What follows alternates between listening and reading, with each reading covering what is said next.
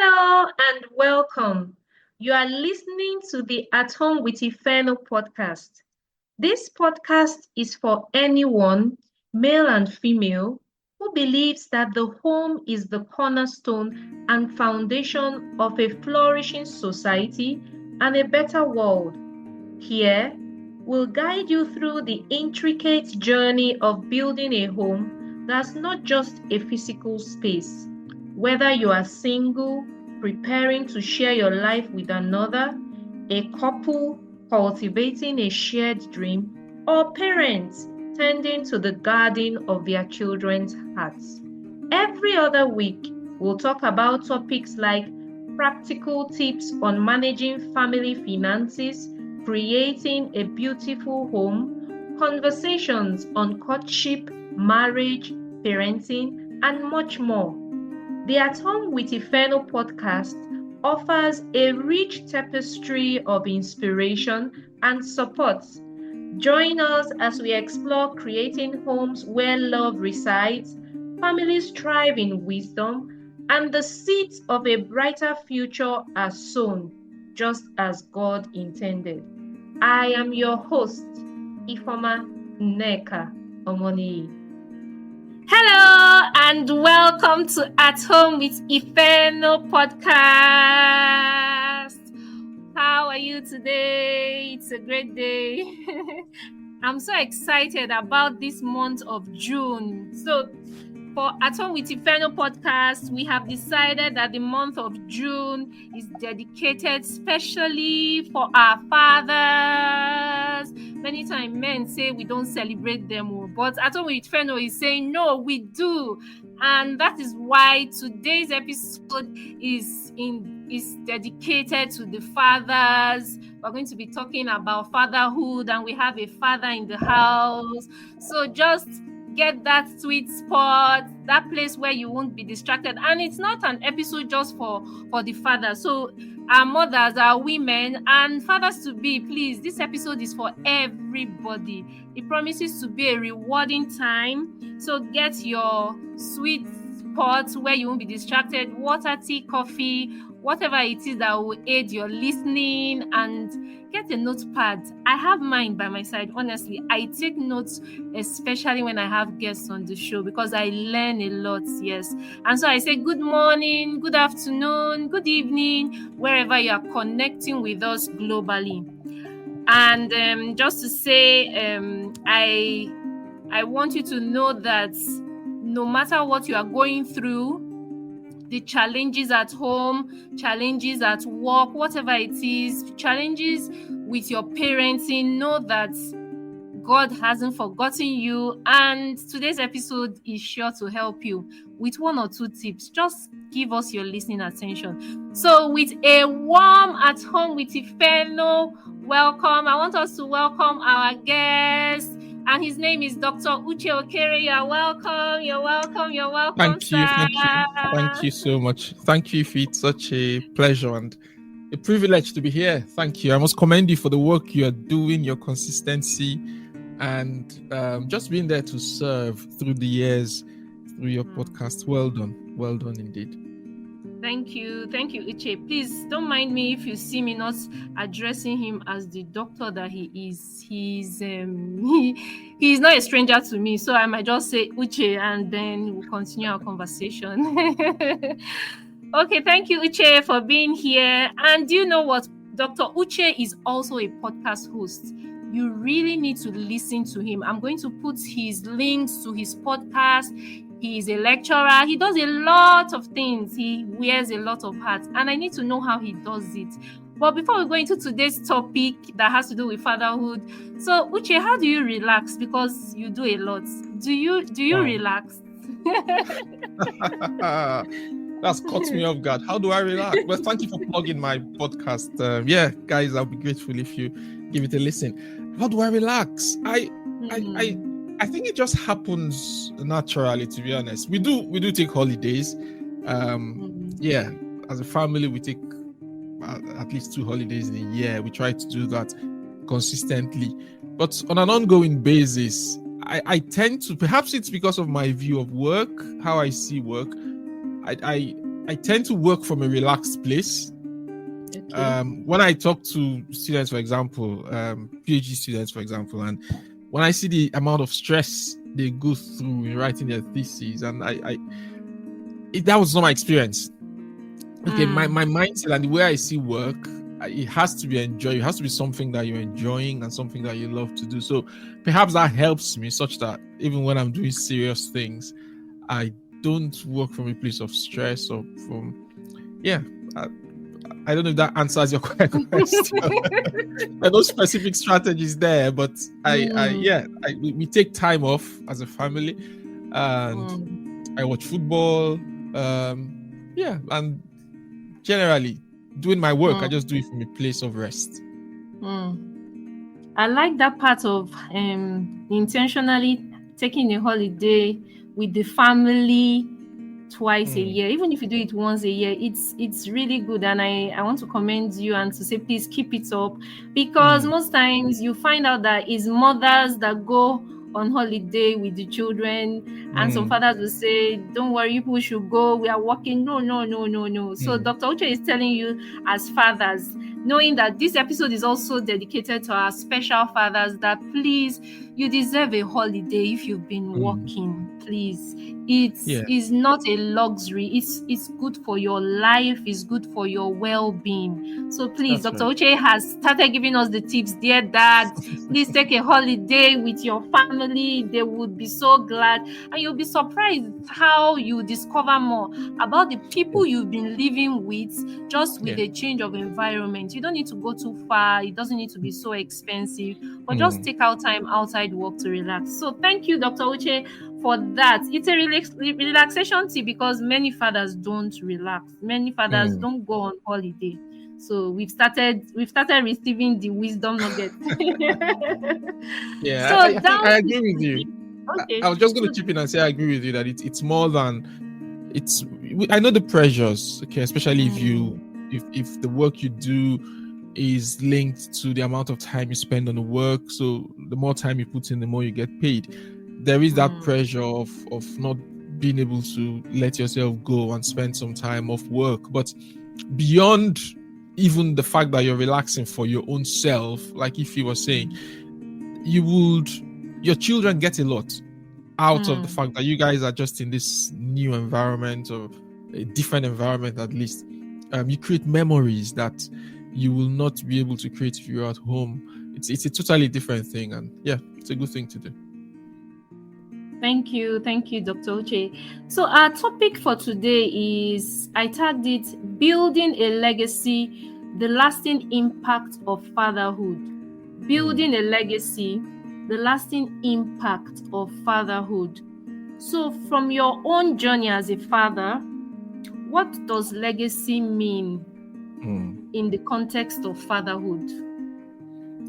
How do you see legacy as a father? Wow, that's a really big subject to take on, and it's critical. It's important because, I mean, when we, by definition, when we talk about legacy, we're talking about what you leave behind, isn't it? It's linked to inheritance. It's linked to what is there, what remains after we are gone. And perhaps that's one of the challenges. That's one of the issues with how we look at legacy, in the fact that we think of it in terms of it's what we leave behind. Perhaps if we started thinking of legacy as what we live every day, so how we live our lives, what I'm doing today is actually my legacy. It is what I'm doing today that I will be remembered for. It's not about the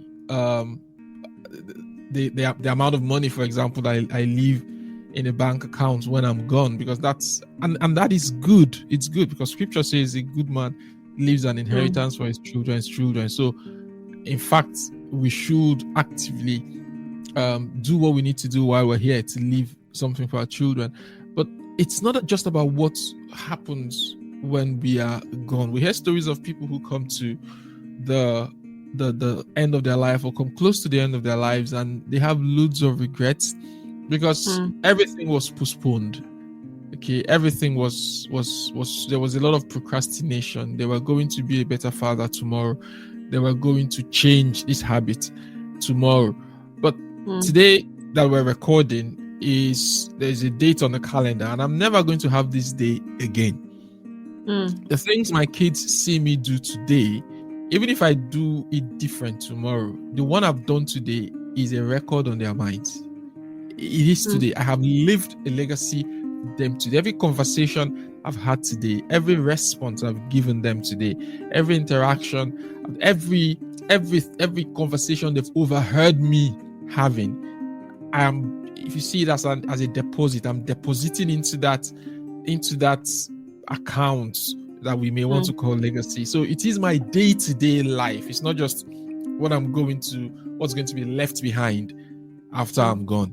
So I think that is one of the ways that I like to look at it, that perhaps keeps me on my toes.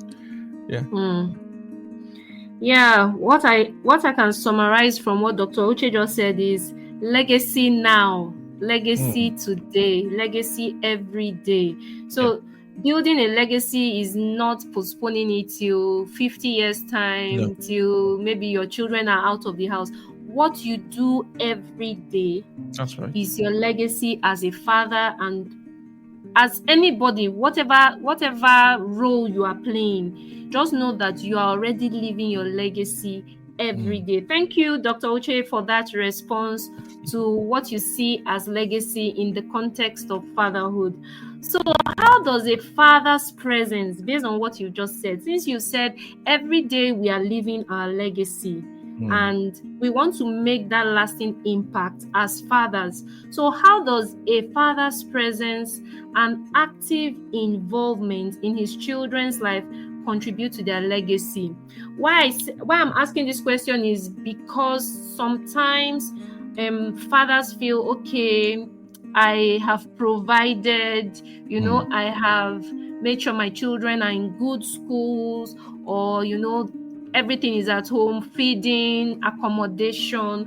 But we believe and we know that there is something extra that an intentional father will do in terms of being actively involved in his children's life will play. How can you encourage fathers that their presence and their active involvement also boils down to their legacy?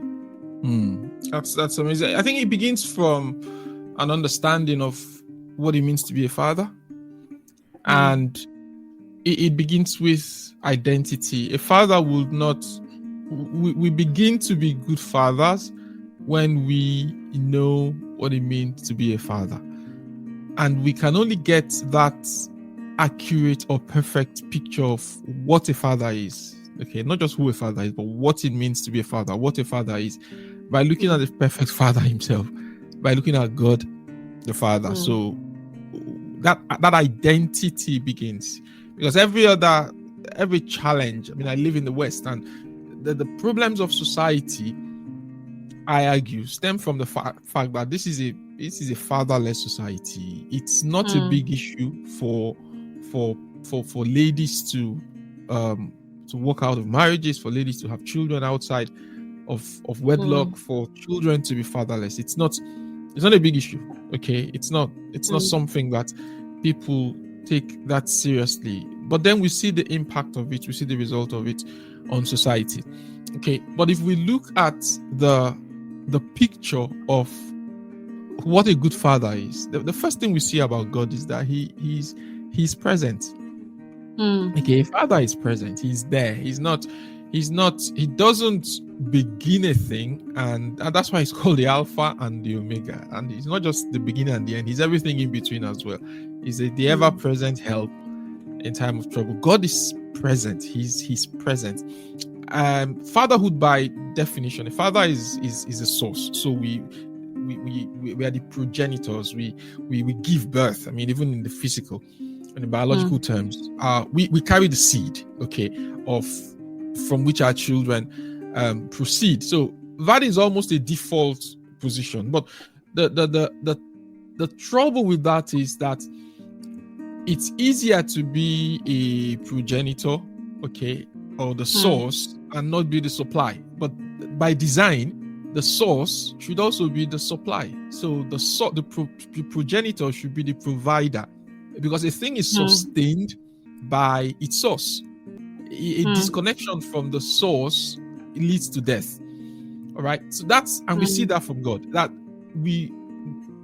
human beings become their best or at their best as long as they are connected to their source. How does this relate to executing our fatherhood roles? It just means that presence has to be there, so we have to be there. We have to ensure that, and you cannot give what you don't have as a father. So if we're going to provide, again, provision is not only the material things. In fact, I would argue that that's the simplest or the easiest thing to do. Okay, but that's not all that we should be providing. If we are going to live, like we said, this legacy thing is a daily thing. So I'm going to be providing on a daily basis, providing a good example, providing instruction, providing obviously the material things. Then I have to have those things. I have to, because I cannot give what I don't have. A good man out of the good treasures of his heart brings forth good things. The good has to be there first. So I have to be a certain kind of person to be able to be I was going to say perfect father. But whether or not we can be perfect is open to discussion. But to be the best father that I can be, okay, to be the father that my children can look up to be the one that when that day comes, when I'm no longer here, they'll have a tangible legacy that they would hold on to because I left it. That legacy will be made up of memories of the times I spent with them. It will be made up of lessons I taught them. It will be made up of mentoring lessons and instructions and opportunities that they had with me. It will be made up of instruction as well. It won't just be the fact that I let them go just do whatever they wanted to do. No, but the fact that I wasn't just a progenitor, that I gave birth to them. I wasn't just a provider, but I protected them from the wrong choices and wrong decisions that they could have made, because foolishness abides in the heart of a child. Okay. Yeah. The rod of correction will drive it out. So it's my responsibility as a father to also protect my children from their own wrong decisions, but because oftentimes we're our own worst enemies. Protect them from those perhaps natural proclivities that they may have, but that they won't be good for them. But because by virtue of age and experience, I know better, I've seen a bit more of life than them, I can protect them because I instruct them and I encourage them to toe a different path. But it also means guiding them. Okay, and this is related to providing. It means guiding them. I don't believe it's the responsibility of a father we don't choose a path for our children because they are not ours. Ultimately, the children are God's children. We are just custodians. We're just to look after them for a certain period of time. So our responsibility, therefore, perhaps the biggest thing we can do, I've ranted a bit, I'll stop here.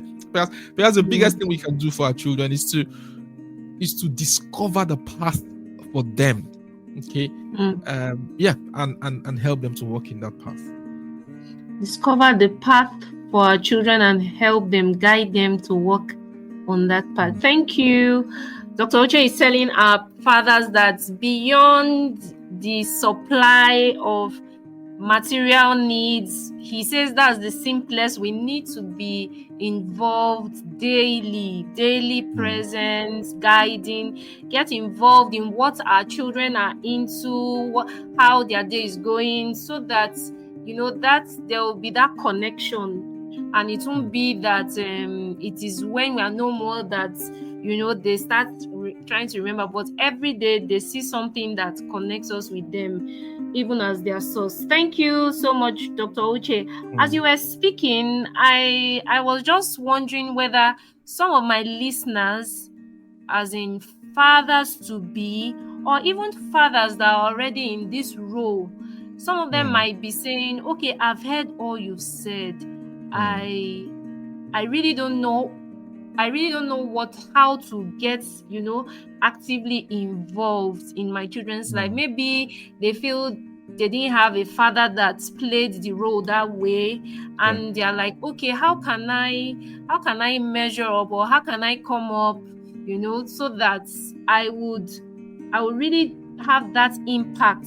I desire to have that impact in my children's life, but I don't know how to be that father that is present. What will you say to such people today?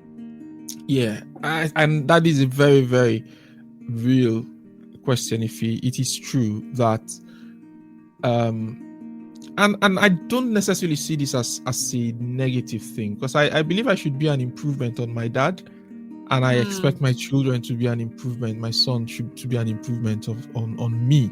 So if we're looking back, and this is a bit of an encouragement to anybody who may be asking that question and saying, I didn't have the greatest example in a father, if that's what you're saying, it's not, and maybe you look around and you see your mates or your friends who had better experiences with their father. I just want to say, don't let that discourage you, okay? Because it's the normal pattern. You should be an improvement on your dad, okay? But having said that, for somebody who is asking that question, that is already a good starting point, because self-awareness, all improvement begins with self-awareness. It starts from realizing that, right, okay, this is where I am and this is where I want to get to, and there's a gap that I want to fill.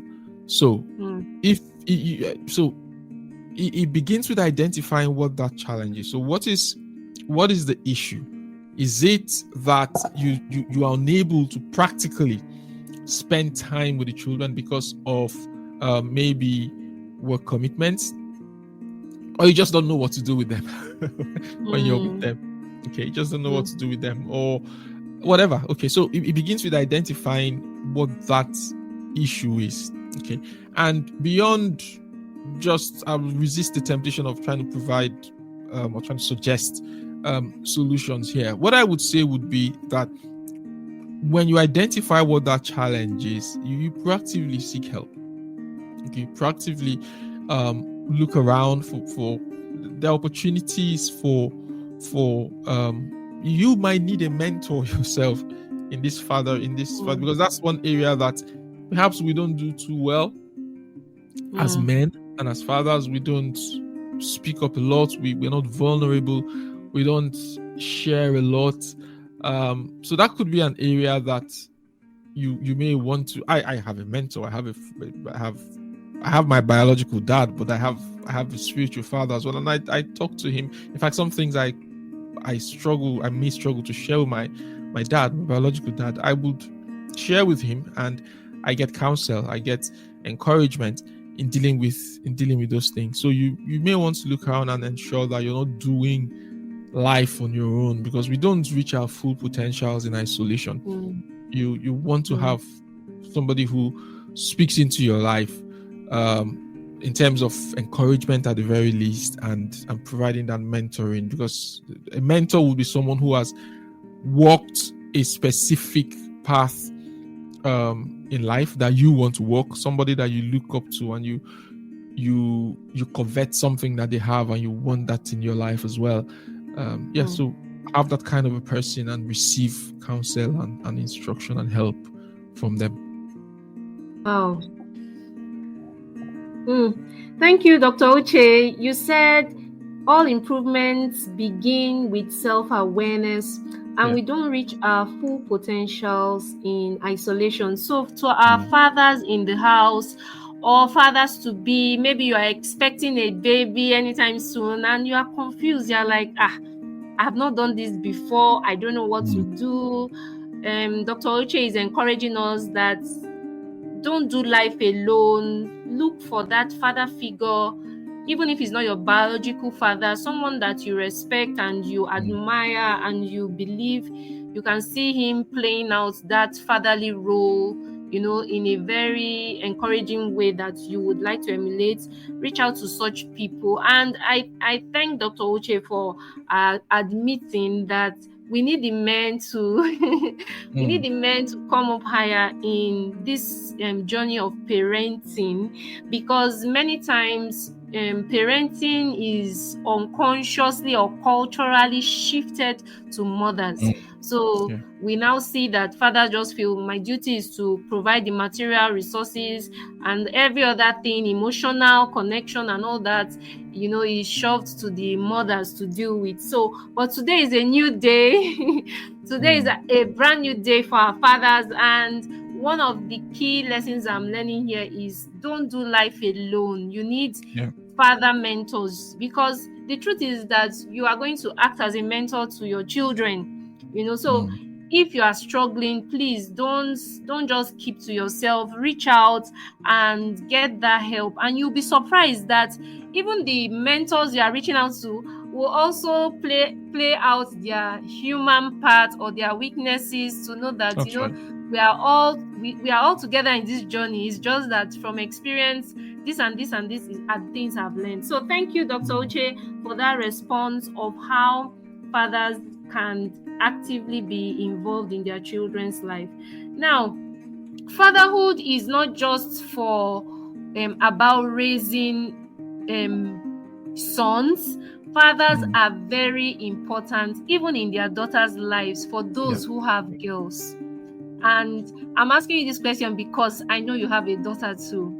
So I know you have a daughter, and I just want you to share, something relatable that will help fathers that also feel the struggle to connect, with their daughters. I personally feel that fathers have a softer spot for their daughters. I might be wrong, but from my own experience as a daughter to my father, and even from my daughter's experience, the way I see her and her father connect, I see that there is something unique beyond just the relationship between a father and a son. So what will you say about the unique role a father plays in a daughter's life, especially looking into the future, because that daughter of yours is going to get married, or she's going to, so what do you think the connection of a father-daughter relationship will help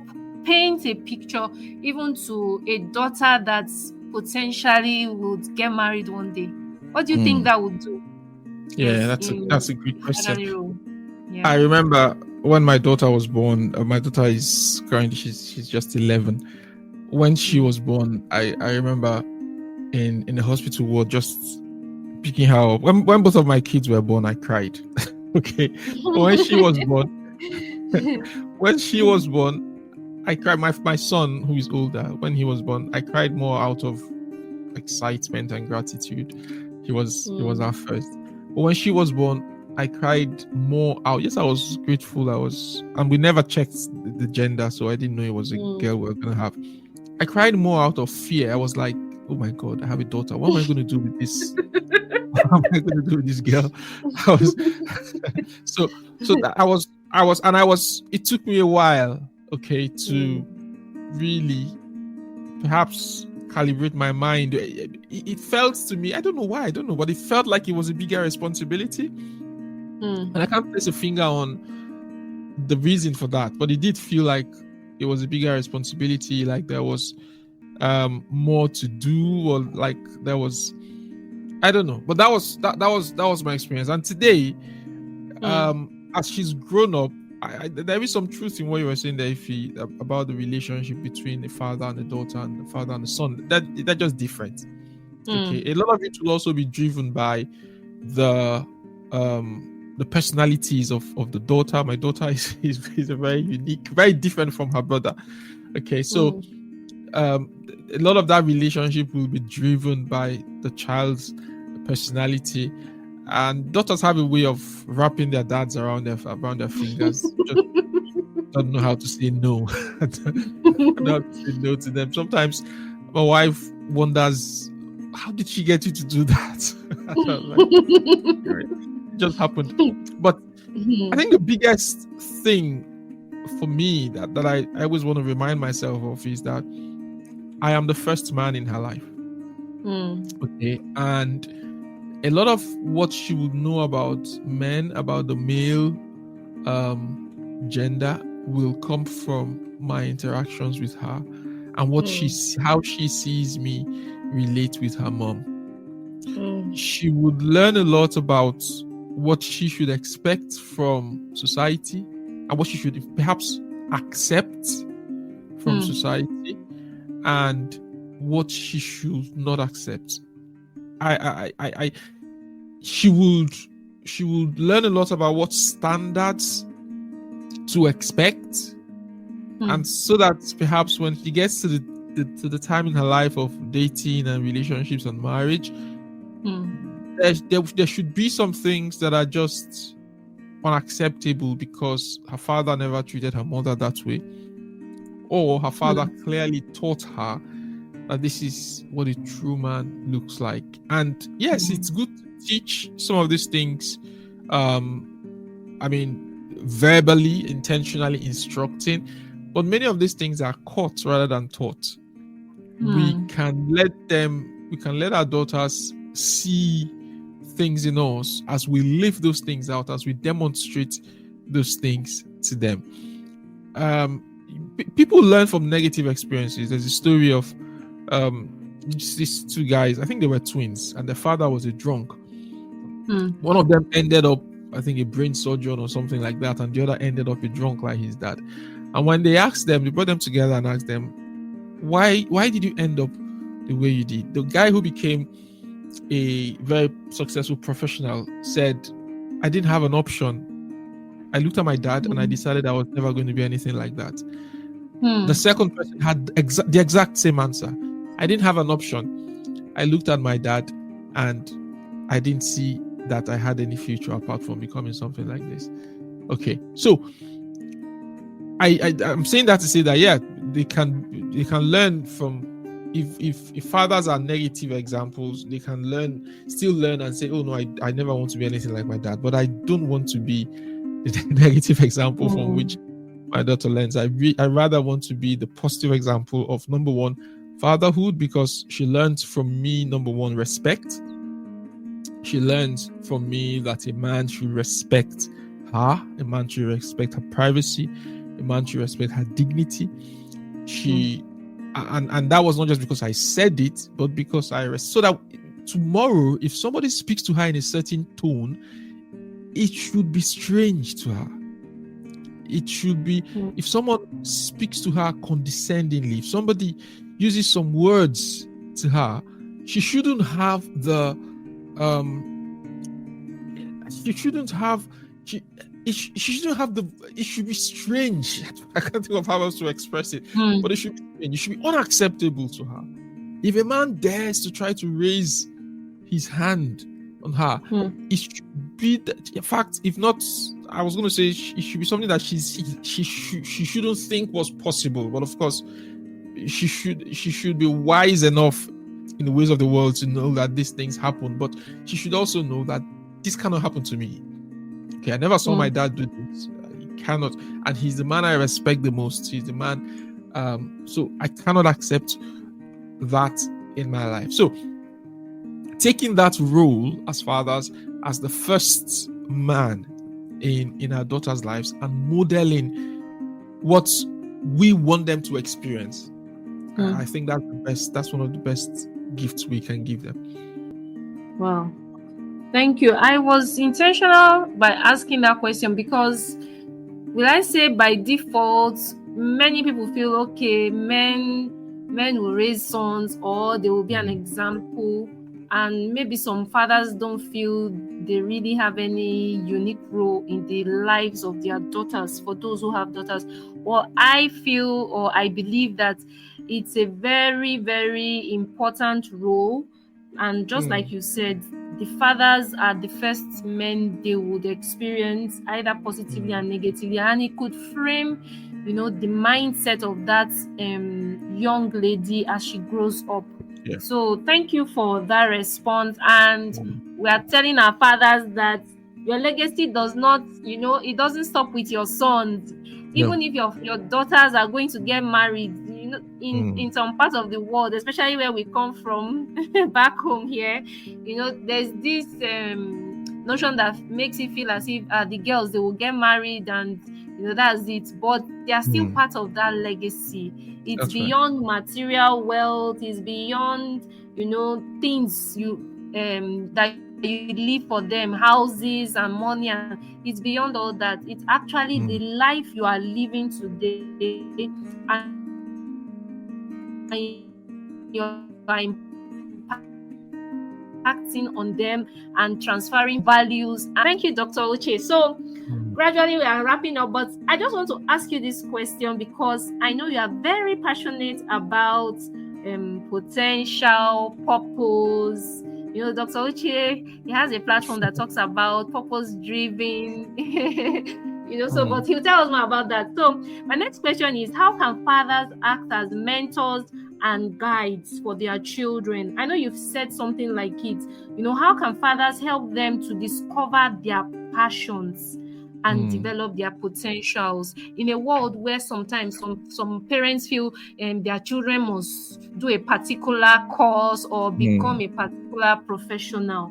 How can fathers help their children discover their passions? You said it, help them discover their path, and then help them to develop these potentials. How do you think fathers can help their children in this particular role, this area? Yeah, that's a good question. I think the starting point again is accepting that we are only custodians of these children. They don't belong to us. They're not our property. We're only custodians.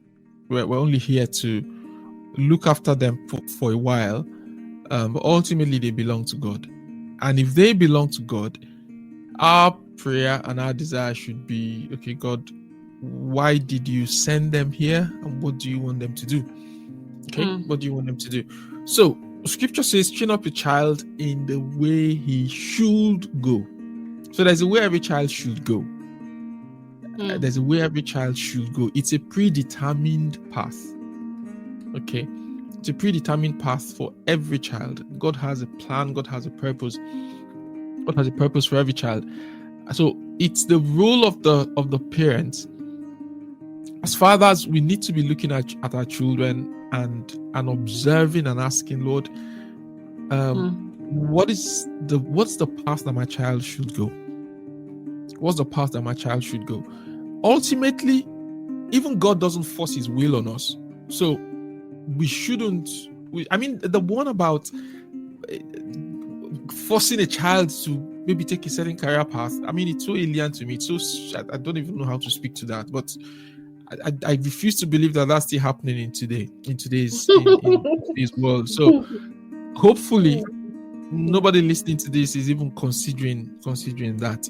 But even when you feel that this is who your child should be, you've got to understand that what makes us humans is our agency, is the fact that God gives us free will. That's the reason we're different from dogs and cats. Okay, so you don't take that away from your child. Let them still decide what they want to go. But what we can do is to begin to highlight and they tell us. That's the amazing thing. Children tell us. I look at my two kids and they're so different in terms of their not ability, but in terms of the expression of their abilities. Okay, one is very, very technical, loves maths a lot, loves engineering. The other likes writing and reading, and so you can already see the difference in the personalities and the difference in, and it's not a matter of ability, it's just a matter of expression of those abilities in different areas. So what we have to do then is to provide the training. The scripture says train them. What is training? Education should be more than information. I believe our education system in the world has issues. It's wrong, because what education should be doing for us, the first thing education should be doing for us should be helping us discover ourselves. That's what education should be doing. Education should not be about learning head knowledge, and no, because what we need is already in us. Who we are is already in us. The purpose of education should be for self-discovery. Okay, so when I discover that this is who I am wired to be, I look back and I think I've got to be careful how I phrase this, but I think to some extent, my education. I'm afraid of letting the words come out of my mouth, but to some degree, my education was a waste to some degree because what I've learned informally about myself is much more. In fact, it's much than what more we than read in the university. Exactly. Much more than what I learned from primary, secondary, university, okay, or universities. So the kind of education we want to provide for our children, we should provide for our children, is the type that helps them discover themselves. So when they know who they are, if you then know that, okay, this child is technically gifted, they want to, and they also want it, okay, they want to perhaps thinking about engineering, they're thinking about going in this direction, then we provide them the opportunities. This is where we have to trust God for resources to be able to provide them the best opportunities that are available for them to reach their highest potential. Because the worst thing I think that can really happen to a child is to have a lot of opportunities but never know in themselves how good they could have been. Never know in themselves how well they could have done. Okay. So schools, for example, that just allow children to do whatever they like. If they want to study, they study. If they want to do sports, they do sports. It's not the best. Okay. Children should be pushed. Because it's only when you're pushed to your limits that some things begin to manifest. They were always there, but you never had the opportunity, you never had the motivation to exploit, to explore them rather. So as parents, there's the discovery of it. Some of that, those of us who are Jesus followers and believe in the power of prayer, will happen through prayer. God can give you revelations about your children, but you also observe them. Okay, when that discovery happens, we help them develop it through both the formal and informal education that we provide for them. Because potential is never the issue. Okay, a seed always has the potential to become a tree, but was it planted? First of all, where was it planted? Was it watered? Was it given the time to grow to become the biggest tree that it could have become? These are the things that determine how well or what a seed eventually becomes. So our children are like seeds, or the things in them are like seeds. The issue is not potential. There is no child without a significant potential. There's no child that with the right opportunities in the right environment will not become something great and something significant. It's not questionable. I mean, there's no discussion to be had on that. Because we all reflect God, so exactly. And God is exactly. It's not. So we should challenge ourselves as fathers and say, as long as I'm concerned, I'm going to make sure my children become the best that they can be. So I help them discover who they were made to be, and I'll provide those learning and training, transformative training opportunities for those things that they carry to be developed. Yeah. Wow. Building a legacy, the lasting impact of fatherhood. So it's beyond you just drop the money for school fees and go to school. Anything they tell you, just do. It's beyond that. It's a lifelong journey that involves being actively involved and present, that involves praying, that involves observation, that involves a lot of things. And he said something that potential is not the problem, because everybody, God is not unjust or wicked that he didn't give everyone that is here something great. The question is, did they have people to push them, those people that would help them, bring out those things with that drive and everything. Thank you, Dr. Uche. We have really, really enjoyed today's episode with you. But before you go, please, this is the time I give my guests the floor to talk about what they do, their online presence, talk about your courses, your books, whatever you have. So please, the floor is yours now. Just tell my listeners how they can connect with you online and maybe your services or your products that they can also access online. I'll definitely put the links on the show notes. So the floor is yours. Thank you. That's amazing. Thank you for the opportunity. Yeah. So I do try to show up online. I have a YouTube channel. We have some videos there that I'm sure would be a blessing to you if you have a look. It's Dr. Uche Okere. On Facebook, I have a Facebook page. I have a personal Facebook profile, Uche Chuku Okere. My business page is Maximum Life with Dr. Uche Okere. I post more of my kind of business related stuff there. And in terms of business, I help Jesus followers profit from their purpose by creating purpose-driven courses, essentially turning your message into a movement so that you can get paid for it as you make a difference in people's lives. So if you're looking for impact, you want to make a difference in people's lives, and you want to get paid for doing it, that's what I do. I help you create a course and show you how to sell it so that people can pay you for what you do. Yeah, that's those are a few places. And if you go on my Facebook and YouTube, you would find links to other things that we do. Every 6 weeks, I run a 5-day purpose-driven course creation challenge where I help people get clarity, get confidence, and get a compass for turning their message into a course. Yeah, and he also hosts a podcast. I think it's Maximum Life too. The podcast is called Thriving People. Yep, it's called Thriving People with Dr. Uche Okere. Yeah, you can find that as well. I'll definitely get the link to put it on the show notes so my listeners can benefit from it. And I just want to say that I am a student of Dr. Uche Okere. So please, this is Ifeno confidently telling you, if there's one thing that I know that I got from the challenge, and interestingly, I don't mind saying it, even my father, yes, my father was on that challenge. He was silent, but he told me personally that Dr. Uche is the first person that has made this purpose thing so simple to him. Wow. Honestly, I miss no words. Yes, he said it. He called me. In fact, when I saw my father on Facebook, I said, what's my father doing here? I said, what's my father doing here?